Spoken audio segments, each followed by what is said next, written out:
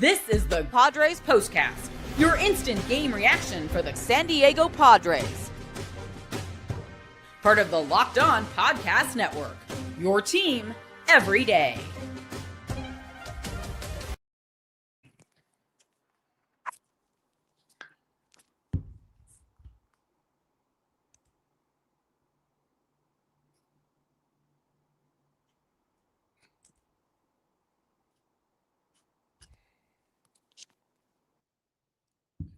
We go. All right. Hey, come on now. What's a little napalm in the morning? Welcome to your Padres postcast on the Locked On Podcast Network. Your team every day. Helps to turn on the third light too. Oh boy. Can we just start that one over? Can we just begin the show again? I think that would be the idea and the move here. Look at this. The light is still, it's right in my face. It's not hitting me. It's not lighting me up. I'm not sure what is going on here, but hey, we started the show like the Padres played the game today. So, hey, we're even. We are even. What was even the score tonight by the time this was one of the worst baseball games I've ever watched in my entire life, to be honest with you. Boring, paint dry. It all comes to mind when you think about this game tonight. Just not a good performance tonight by the Padres. And I think let me see. We got the post-game press conference going on live there, too. Everything firing at once except when you want it to. But 4-1 the final. The Padres lose tonight, and they have lost 6 out of 8. You see it up there on your screen. 4-1 the final. The 30-inning streak is over. They scored a run tonight. They scored a run, so the 30-inning scoreless streak is over. Thank goodness for that. And, you've already lost the series. You've lost 6 out of 8, and you got the Tampa Bay game tomorrow. You got Dylan Cease. All kinds of problems. Ryan Pepiot, they made him look great tonight. Padres without a lot of plate discipline. They're swinging at everything. They're getting in trouble on the base paths. Wade was a bright spot with a couple of hits. Fernando had a couple of hits. Tati, as we love to call him. Tati had a couple of hits as well, but struck out in a big spot late in the game. And, the Rays had an inning where the Padres dropped the pop-up, and then they hit a double off the wall that gave them a run. They had a Lau home run that gave them a run. Just manufacturing runs, National League style, right, in the National League ballpark. And the Padres end up losing this one 4-1. We'll break it down. We'll recap it. We'll give you the box score, talk about the team stats and all those things, give you the players of the game, and, of course, the turning point. Look ahead to tomorrow's series finale as well. This is Padres Postcast on the Locked On Podcast Network, your team every day. My name is Jim Grieshaber. Call me Gries, Gries, at Jim Gries _ on social media. Give me a follow.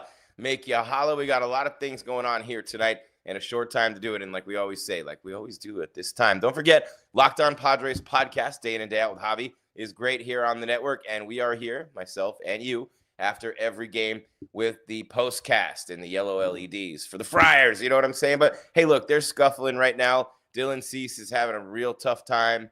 There's all sorts of things going on for this team, and none of them are good. They're not hitting the ball. They're running themselves out of innings. The defense has seemed to desert them. Manny Machado's throwing balls all over the place. You don't see him doing that. So it's been tough.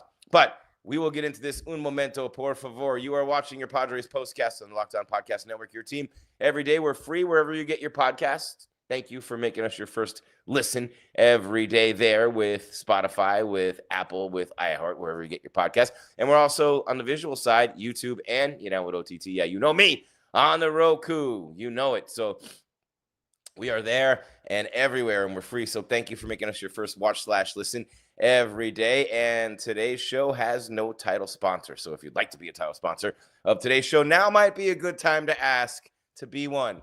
I don't know. I'm just saying. It's your Locked On Padres postcast on the Locked On Podcast Network, and it kind of starts right now. This is what you'll be talking about.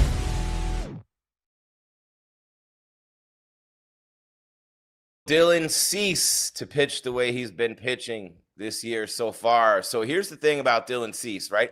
Here's what we're talking about, man, because look, in Major League Baseball, your momentum is only as good as the next day's pitcher. Anyway, that's how you bet it. That's how you play it. That's how the managers manage it. That's how the coaches coach it. And yeah, what a busy night tonight. What a busy night tonight for Shilton, for the pitching staff of the Padres. The coaches just nonstop having to go out to the mound. And it happens, right? You look at the Padres tonight, and Ryan Pepiot, 3 hits in 6 innings. Brandon Lau, the home run, 4-1 the final. Pepiot 2-3 on the season. Tyler Wade had a triple to lead off the 6th. Fernando, an RBI. grounds one through the right side to get him through. Good job there by Fernando. Always a grinder, always getting it done. But the slider got him late in the game. But the thing that was interesting is that not a lot of plate display, not a lot of patience for the Padres, especially in big situations with runners on late in games.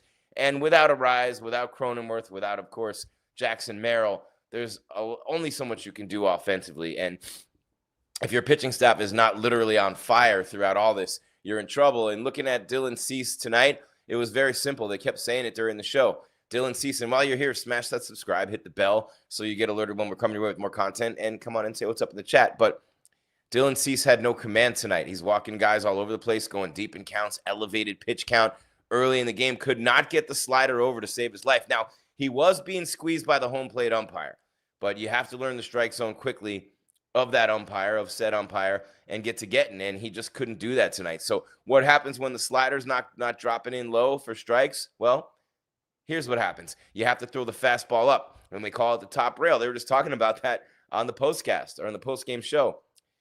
When you're not right along that chest level plane with your fastball, or if the ump's not calling those as strikes, the release point's so high on a high fastball, the hitters are leaving it alone anyway, and you're getting a lot of called third strikes if you're getting it over. So they weren't swinging tonight. They weren't taking the bait. They weren't biting on the fastball up in the zone from Cease. Couldn't get the slider over. And then, getting in those hitter favorable counts, and the hitters just sit dead red on something, and pow, you know what I'm saying? There's a home run for Lau, and pow, there's a double off the base of the wall. You know what I mean? Because it just ends up happening that way. So San Diego ends a 30-inning scoreless streak. The longest scoreless inning streak in history was 37 in 1973, the 21st through the 24th. The 2024 season, a 24-inning scoreless streak, as the Dodgers rallied to win the NL West. And that was, when was that? Yeah, that was in the Dodgers series in the playoffs. As I'm looking at this, I'm looking at regular season. So Dylan Cease goes to 1-2. Bogarts drops a pop-up, big run in the game, but it didn't even matter. They got him an insurance run late, and Manny got robbed of a home run at the wall. So just not a good night for San Diego. Not a good night for the Padres at all. You put it to bed, and you come back and play tomorrow, because tomorrow in Major League Baseball, momentum, of course, is only as good as the next day's pitcher. And for the Chargers, it's Randy Vasquez against Zach Littell for the Rays. And Zach is 0-5 with a 5.2. So if you're ever going to break out offense, tomorrow would be the day. No doubt. Jim Grieshaber, call me Grease. It's Padres Postcast on the Locked On Podcast Network. Your team every day. You everydayers know this. Thank you so much. You newbies, welcome. Smash that subscribe, hit that bell so you know when we're coming with more content. And come on in. Say what's up in the chat. Javi, day in and day out. Myself after the games. It's Padres Postcast on the Locked On Podcast Network. Your team every day.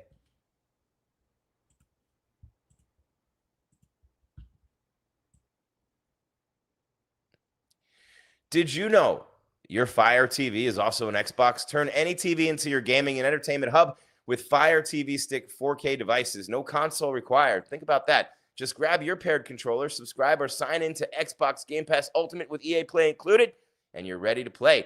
Dive into hundreds of premium titles. EA Sports College Football 25, Call of Duty Black Ops 6, Avowed, you name them. As easily as you stream your favorite shows, it's gaming made simple, and it's all on your Fire TV. They have the latest technology for elevated playing. What does that mean? It means with Wi-Fi 6, 6E, and auto low latency mode advanced technology, Fire TV Stick 4K delivers smoother, more responsive gameplay with lightning fast speeds. You need to stay competitive. Endless entertainment with 4K streaming.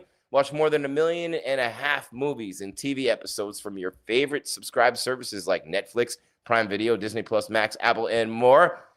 Affordable and portable gaming. Play high-quality Xbox games at a fraction of the cost of a console. Already have a console? No problemo. A Fire TV Stick 4K device is more affordable and easier to travel with, allowing you to take yours or your kids' games wherever you plug in. And that is pretty awesome. Look, Fire Stick TV gives you great options other than gaming, too. You just want to watch the movies and the shows. Cheaper price, more availability. Easy peasy. Head to Amazon.com/Fire TV Locked On to get started. Xbox Game Pass Premium or XPass Game Pass Ultimate subscription and compatible controller required. Available on select devices, including Fire TV Stick 4K 2 2nd Gen, Fire TV Stick 4K Max 1st and 2nd Gen, and Fire TV Cube 3rd Gen. It is Amazon Fire TV on the Locked On Podcast Network. Your team every day.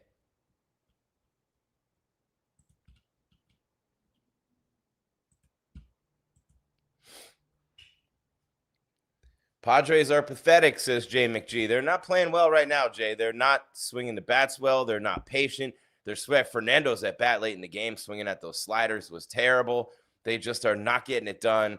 Manny's starting to put the bat on the ball a little bit, but look, with no Cronenworth, with no Merrill, with no Rise, who, by the way, took infield today, it's been tough. And when Cease isn't getting it done on the bump and King has really not been pitching like an ace, although at times he has. Bullpen's been lights out, but even shown some cracks lately. Adam walking guys tonight. Yeah, it's not a good look for this team right now. It's not a good look. They're not playing well. They're not doing anything particularly right now, from the base running to the hitting, all the way across the board. The Padres are just having trouble. And, if you're looking for answers, it comes down to the injuries with offense, and you can't make excuses, though. That's the thing. You cannot just keep making excuses because everybody's got injuries. Everybody's got issues. You're lucky that the Dodgers have hit the skids right around the same time. But even in that, tonight, the Giants passed you for first place. You're a half game out now, 18-10 for 17-10. The Dodgers are a game out. Arizona 3.5. Dodgers been scuffing too. The Giants been playing well. So the Giants have overtaken you for first place. You were 5-0 in March. You're 12-11 in April, but you've lost 6 out of 8. 6 out of 8, and you have not looked good doing it. You have not looked good doing it. That's a big part of what happened tonight, too. So, looking at this game and, 4 runs on 9 hits for the Rays, 1 on 5 with 2 errors. 2 errors for the Padres tonight, and just runners in scoring position 1 for 8. So what does that make you? You're 6 for 54, 56 for 54, and 1 for 8. You're 7 for 62 now. Your last 62. And, it's been team-wide. Jansen's the only Jansen and Aranda. And, that's the Rays, 1 for 8. What am I looking at? Sorry, guys. It's been one of those nights. The Rays were 1 for 8. The Padres 1 for 8 as well, though. So good job by the Padres pitchers holding the Rays with runners in scoring position, or this game would have been a lot worse. Cease did pitch himself out of some jams. The bullpen did too. Adam in the 9th. But, yeah, when you look at this game, Tatis 2 for 4, RBI, strikeout. Sheets 0 for 4. Machado 1 for 4. Bogarts 0 for 4. Sheets struck out twice. Ornelas 0 for 3. Gurriel 0 for 3. Iglesias 0 for 3. Wade 2 for 2. Got on base 3 times the walk. Scored a run. Maldonado 0 for 1. Elias Diaz 0 for 1. Just nobody getting anything done. 2 extra base hits. 3. Wade, Machado, and then Wade gets the triple. Tatis gets the RBI. But just so not a good night across the board for San Diego. A tough one offensively, defensively. Billy Watson, so pathetic. 1 run scored in 35 innings. Yeah, and it's a lot of this has to do with the injuries, guys. A lot of it has to do with the injuries, and a lot of it has to do, look, Luis Rise isn't there in the 2-hole. You know what I mean? And then you got Action Jackson Merrill in the 4-hole. That's your cleanup hitter, and you're a 3-time batting champion, and a guy who probably should have won Rookie of the Year, best position player for a rookie last year. So you're losing a lot right now, day in and day out, and Cease just can't find it. He's close. I think Cease goes on a run here soon. I think he does, but let's take a look at the box score real quick before we get on out of here. I just told you what the hitters did. Let's look at the pitchers. Cease 4 1/3, 6 hits, 3 runs, 2 earned, 4 walks, 6 strikeouts. A busy box score. 95 pitches. Still hasn't gone 100 this year. He's 1-2 with a 5.78 ERA, or is that a 6? One or the other. Matsui is scoreless inning and a third. Gillespie a third of an inning before he had an oblique injury and left the game. Peralta a scoreless inning. Berger makes his debut tonight, a scoreless inning, and Adam a scoreless inning, but walked 2 in said scoreless inning. All right, we got a couple of things to get to. Not a lot of time to get to them. What do you say we hit them? It's your Padres Postcast on the Locked On Podcast Network. Your team every day. First thing time to reveal where the game was won or lost. It's the turning point. And I think in the top of the third inning, is when the Padres scored their first 2 runs of this game. And that was when the home run off the bat of Brandon Lau was launched. So Brandon Lau with the turning point in today's game. Great job to get that inning going. There he is on the right-hand side of the screen. And so we're just going to go ahead and leave him up there for the next thing, which of course will be. This is the Locked On Player of the Game. Also, Brandon Lau, I mean, didn't tear things up. 1 for 4 with the 2 RBIs, hit the home run tonight. 2 for 4 for Aranda for Tampa Bay. 2 for 3 for Simpson, did good at the bottom of the order. Pepiao with the 6 innings pitched, 3 hits, 1 run.